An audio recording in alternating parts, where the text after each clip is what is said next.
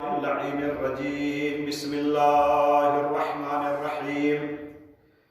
الحمد لله رب العالمين. الصلاة والسلام والتحية والإكرام على سيد الأنام مولانا أبي القاسم محمد. اللهم صل على محمد وآل محمد وعلى أهل بيته الطيبين الطاهرين المعصومين ولعنة الله على أعدائهم أجمعين. أما بعد. صلوات على محمد وآل محمد. اللهم صل على محمد وآل محمد. اپنے ٹائم میں 4 مختصر سی چھوٹی چھوٹی حدیثیں ہیں، کوشش کروں گا کہ وہ آپ تک پہنچاؤں، جس میں سے پہلی حدیث روزے سے متعلق، اگرچہ اس میں روزے کا نام نہیں ہے لیکن مطلب اس کا یہی ہوتا ہے۔ پیغمبر اکرم صلی اللہ علیہ وآلہ وسلم کی یہ حدیث مبارکہ ہے جس میں آپ نے ارشاد فرمایا ہے کہ طوبی لمن ظمأ اور جاع للہ، خوش قسمت ہے وہ انسان، خوشخبری ہے اس انسان کے لیے، بشارت ہے اس انسان کے لیے کہ جو اللہ کے لیے بھوک کو اور پیاس کو برداشت کرتا ہے۔ جو بھی انسان اللہ کے لیے پیاسا رہتا ہے یا بھوکا رہتا ہے، پانی ہوتے ہوئے پانی نہیں پیتا، کھانا ہوتے ہوئے کھانا نہیں کھاتا، اور وہ صرف کس لیے؟ صرف اللہ کے لیے، اللہ کے حکم کی وجہ سے، کیونکہ اللہ نے منع کیا ہے اس لیے ہم نہیں کھا رہے ہیں، اللہ نے منع کیا اس لیے ہم نہیں پی رہے ہیں۔ تو ایسے انسانوں کے لیے پیغمبر اکرم فرماتے ہیں کہ ان کے لیے بشارت ہے۔ اور جب یہ لفظ طوبہ، خوشخبری اور بشارت کا لفظ استعمال ہوتا ہے، اس کا مطلب یہ ہوتا ہے کہ یعنی ایسا انسان اللہ کے نزدیک محبوب ہے، اللہ اس سے محبت کرتا ہے، اس کے لیے جنت کے دروازے کھلے ہوئے ہیں، اس کے لیے اللہ کی رحمت کھلی ہوئی ہے، اس کے اوپر خداوند عالم کی مہربانیاں نازل ہوتی ہیں۔ یہ خوشخبری، جب بھی حدیث میں آپ ایسا لفظ سنیں یا پڑھیں طوبہ کا، یا خوشخبری ہو یا بشارت ہو ایسے انسان کو، تو اس کا مطلب یہی ہوتا ہے۔ ایک یہ حدیث تو اگر واقعاً ہم اللہ کے لیے بھوکے اور پیاسے رہتے ہیں تو یہ بہت بڑی نعمت اور بہت بڑی عبادت ہے کہ جس کے ذریعے سے ہمارا خداوند عالم خوش ہوتا ہے کہ یہ میری وجہ سے اور میرے حکم کی وجہ سے بھوکے بھی ہیں اور پیاسے بھی ہیں۔ ایک یہ حدیث ہے جس کا مطلب ہوتا ہے یعنی روزہ، انسان روزے ہی میں بھوکا اور پیاسا رہتا ہے، ادروائز اور تو یا تو کام کی وجہ سے تھوڑا بہت رہے گا، بزی رہے گا اس میں، یا اگر نہ ملے تب ہے۔ لیکن اس میں تو یہ ہے کہ ہم اپنے گھر پہ ہیں، سفر میں روزہ ہے ہی نہیں، اسی لیے ہم اپنے گھر پہ موجود ہیں، ہمارے پاس کھانا ہے، ہمارے پاس پانی ہے، ساری فیسلٹی ہیں پیٹ بھرنے کی، مگر پھر بھی ہم اللہ کی وجہ سے اور اس کے حکم کی وجہ سے بھوکے رہتے ہیں۔ تو یہ واقعاً ہمیں شکر ادا کرنا چاہیے کہ اللہ نے ہمیں توفیق عطا فرمائی ہے کہ ہم اس کی عظیم عبادت جو روزے کی شکل میں ہے وہ انجام دیتے ہیں۔ ایک حدیث امام علی علیہ السلام کی ہے جس میں آپ نے ارشاد فرمایا ہے، پھر وہی ڈیفینیشن اور روزے کی تعریف بیان کی ہے کہ روزہ ہے کیا، کس طریقے سے۔ آپ دیکھو بہت سی حدیثیں ہیں ائمہ کی طرف سے بھی بیان کی گئی ہیں کہ ہمیں روزہ کیسا ہونا چاہیے۔ تو امام فرماتے ہیں اس حدیث میں کہ الصوم اجتناب المحارم، روزہ یعنی حرام کاموں سے بچنا۔ روزے کا مطلب کیا ہوتا ہے؟ حرام کاموں سے بچنا۔ کھانا اور پینا حلال ہے ہمارے لیے، روٹی کھانا، کھانا کھانا یا پانی پینا یا جوس پینا یا ڈرنک پینا یا کچھ بھی، جو چیزیں ہمارے لیے کھانی حلال ہیں، جو چیزیں ہمارے لیے پینی حلال ہیں، ان سے بچنا ہم یہ سمجھتے ہیں روزہ۔ لیکن امام کیا فرماتے ہیں؟ روزے کا مطلب یہ ہوتا ہے اجتناب المحارم، تمام حرام کاموں سے بچنا۔ ہم کس سے بچتے ہیں؟ حلال کاموں سے۔ کھانا پینا حلال ہے نا، جب ان سے بچتے ہیں۔ لیکن امام بیان فرماتے ہیں حرام کاموں سے بچنے کا نام روزہ ہے۔ یہ تو ایک فارملٹی ہے، یہ ابتدا ہے، پہلا اسٹیپ ہے کھانے اور پینے سے بچنے کا۔ اصل وجہ کیا ہے؟ اصل چیز کیا ہے؟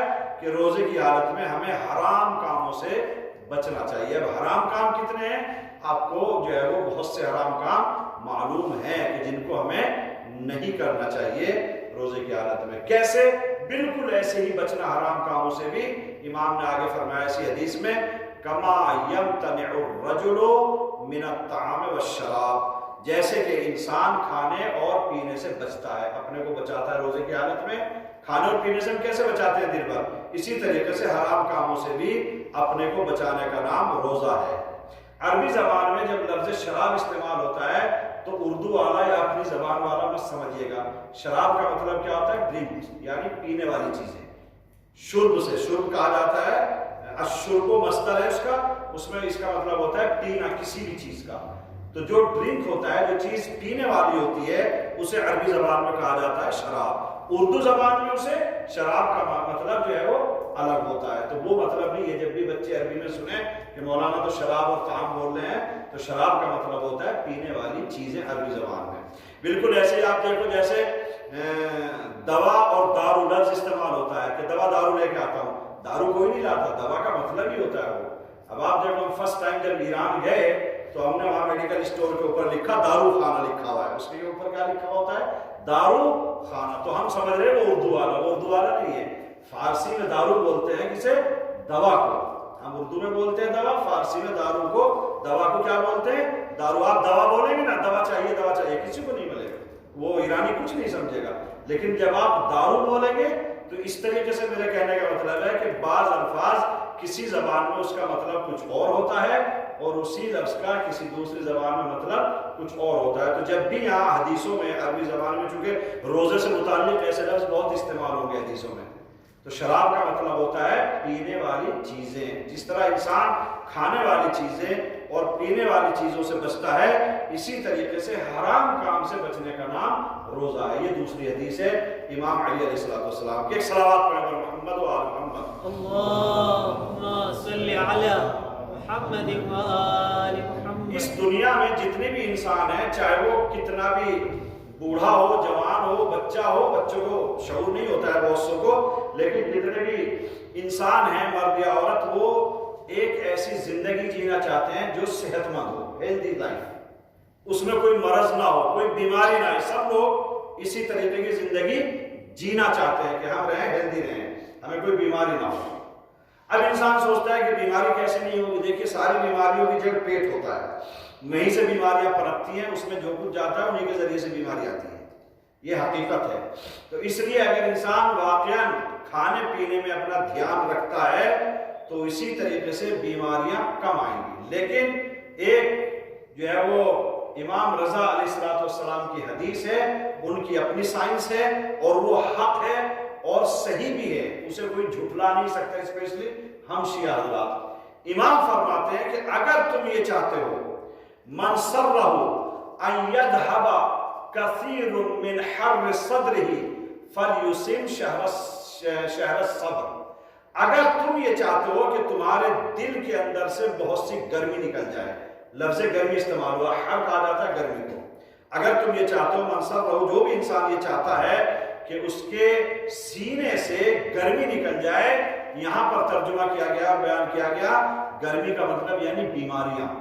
جو انسان یہ چاہتا ہے کہ اپنے دل سے، اپنے سینے سے، اپنے جسم سے اس کی بیماریاں ختم رہیں اور اس کی بیماریاں دور رہیں، تو اس کے لیے کہا گیا فَلْيُصِمْ شَهْرَ الصَّبْرِ. تو وہ ماہ رمضان المبارک کا روزہ رکھے، ماہ رمضان کے روزے رکھے، ایک نہیں پورے مہینے کے روزے رکھے. اگر انسان یہ چاہتا ہے کہ اس کی دل کی اور اس کی جسمانی بیماریاں ختم ہو جائیں. اب آپ دیکھو کتنی بیماریاں ختم ہوتی ہیں روزہ رکھنے سے. جسمانی بیماریاں بھی ختم ہوتی ہیں اور روحانی بیماریاں بھی ختم ہوتی ہیں.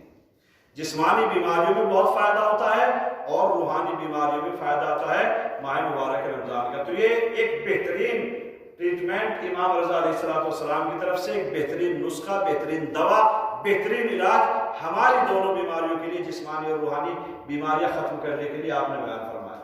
اگر کوئی یہ چاہتا ہے کہ سینے سے بیماریاں ختم ہو جائیں تو اسے ماہ مبارک رمضان کا روزہ رکھنا چاہیے. اور صرف یہی نہیں، وَثَلَاثَةَ أَيَّامٍ مِّن كُلِّ شَهْرٍ، اور رمضان کے علاوہ باقی 11 مہینے رہتے ہیں، ان 11 مہینوں میں بھی ہر مہینے کے 3 روزے، پورے ماہ مبارک رمضان کے روزے رکھے اور پورے سال میں ہر مہینے سے 3 روزے رکھے.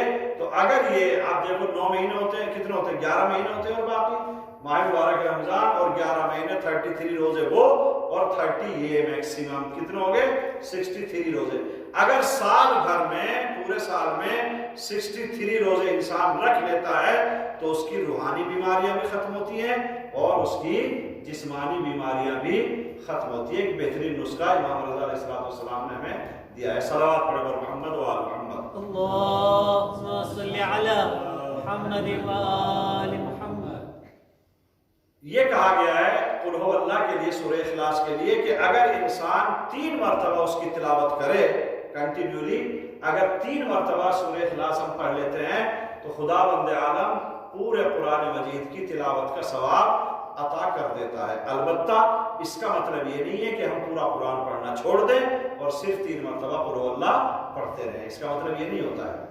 اس کا مطلب یہ ہوتا ہے کہ ہم قرآن بھی پڑھ رہے ہیں اور اس کے بعد ہر روز سونے سے پہلے ہم 3 مرتبہ سورہ اخلاص پڑھ کر سو جائیں تو قرآن مجید کی تلاوت کا ثواب مل جائے گا۔ اور سورہ اخلاص بچوں کو بھی یاد ہو جاتی ہے، بوڑھوں کو بھی یاد رہتی ہے اور جوانوں کو بھی یاد رہتی ہے۔ اس کا یاد کرنا یا یاد رکھنا مشکل نہیں ہے۔ اب بالکل اسی طریقے سے اگر ہم یہ چاہتے ہیں کہ پوری لائف، زندگی بھر جتنی ہم نے جی ہے اس دنیا میں، 60 سال 70 80 100 سال جتنے بھی انسان زندگی گزارے، اگر وہ یہ چاہتا ہے کہ اسے اللہ کی طرف سے ہر دن روزے کا ثواب ملے، کوئی رکھ سکتا ہے ہر روز روزے؟ ہم 1 مہینہ بھاری پڑ جاتے ہیں، بہت سے لوگ تو 1 مہینے بھی رکھتے ہیں، لیکن بہت سے لوگوں کے اوپر 1 مہینہ بھاری پڑ جاتا ہے۔ جب لاسٹ کے روزے آتے ہیں نا اور 25 اور 26 جب اسٹارٹ ہوتا ہے تو ڈیفیکلٹ ہو جاتا ہے، ایپ ختم ہونے والا ہے، وہ بھاری گزرتے ہیں تھوڑا سا بہت سے لوگوں کو۔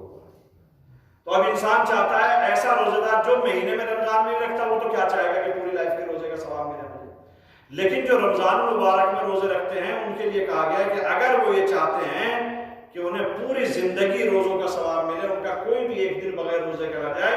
یہ بھی حدیث 8ویں امام علی رضا علیہ السلام کی ہے۔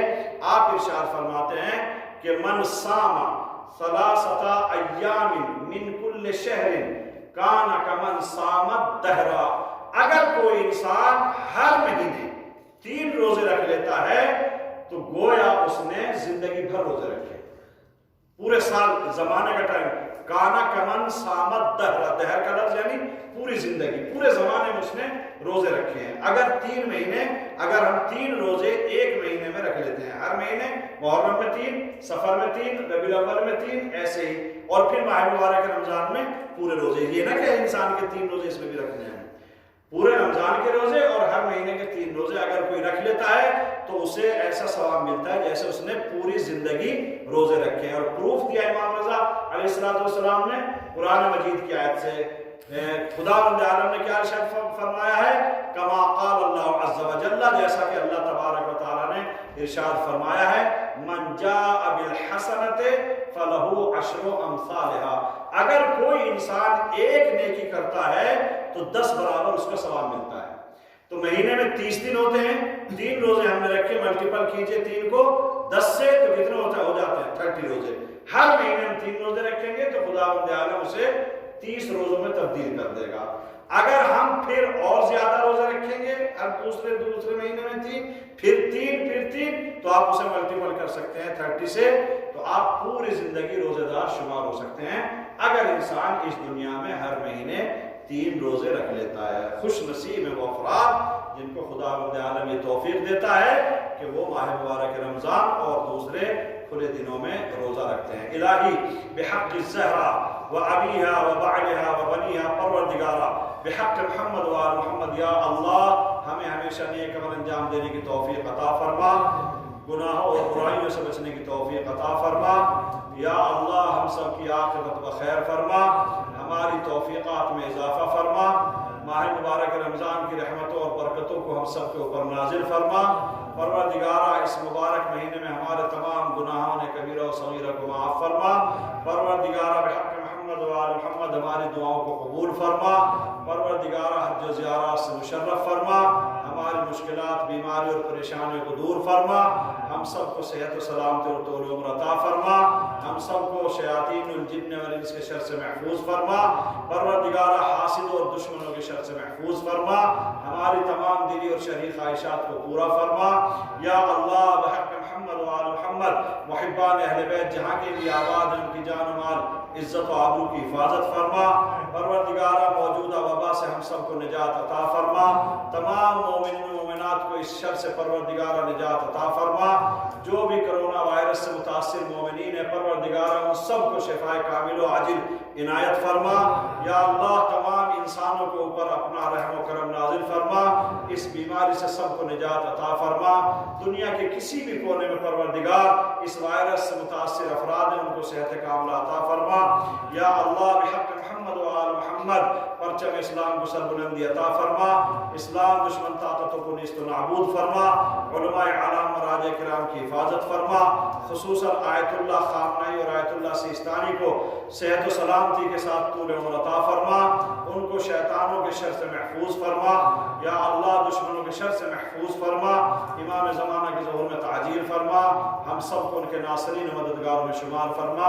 ربنا تقبل منا انک انت السمیع العلیم ومحمد و آل محمد صلوات۔ اللهم صل على محمد